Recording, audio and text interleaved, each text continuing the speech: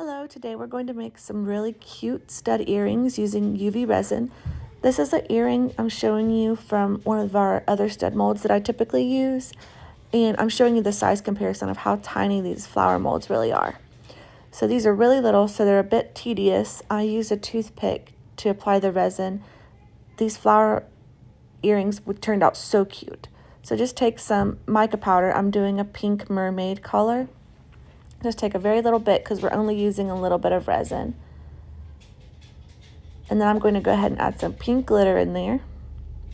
And I don't want to put a bunch of, sorry if you hear my dog in the background, a car went by. I'm just not going to put a lot of mica powder in it because I want the UV resin to be able to penetrate it really well. Sometimes when you get it darker, the UV resin doesn't cure it all the way. The light has to be able to penetrate through to cure it. So go ahead and take your toothpick. See, compared to the toothpick, how tiny this mold is. And I'm just going to go ahead and take the resin and put it right in the middle, kind of where the flower part mostly is. And this will be our first layer. You can see how it's pretty see-through, and that was what I was going for.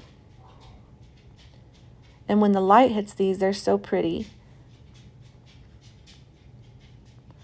It's very difficult and tedious to keep the resin in the mold because they're so little. And then I just wanted to spread it to where it would mostly be where the flower part is. And I decided some of them probably needed a little bit more.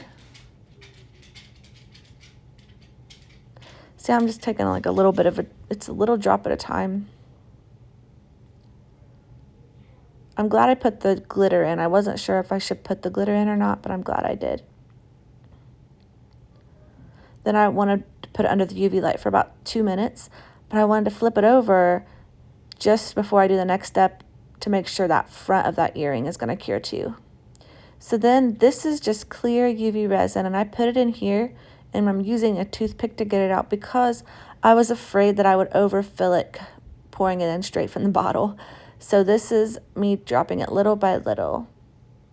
So this also, sorry, it didn't focus well, but there's ridges in there, and I'm trying to push that resin down into the ridges because it's a 3D mold and it's a little bit deep.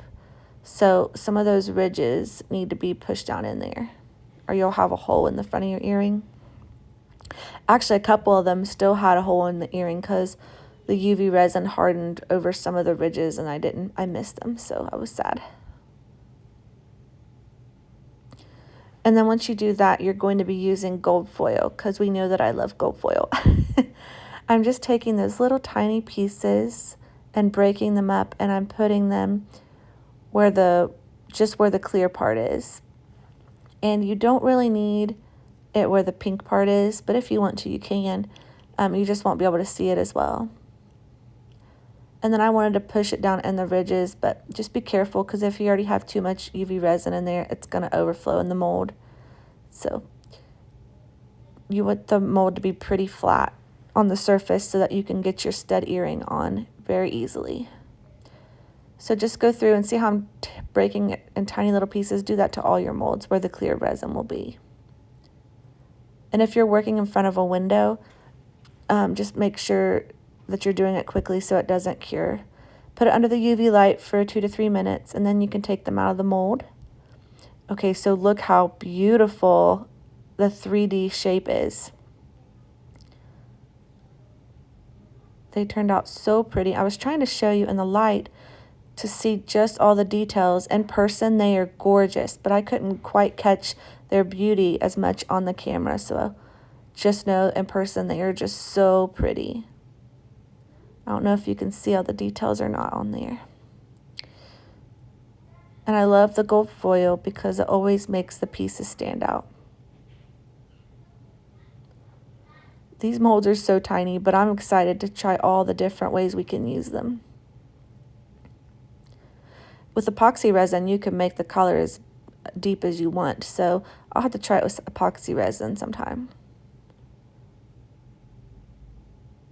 Here's my stud pack that I always buy. I'm going to use the very littlest ones in there.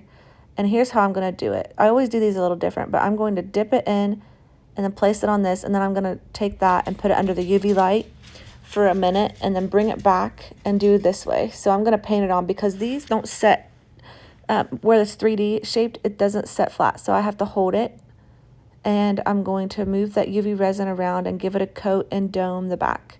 And make sure you're getting over that earring too, so that earring stud isn't going to go anywhere. It's going to stay. Put it under the UV light for another couple minutes, and this is the final product. And it doesn't do it justice. It really is just so beautiful in person. If you like this video, please like and subscribe. Let me know how you like these and if you're going to try them.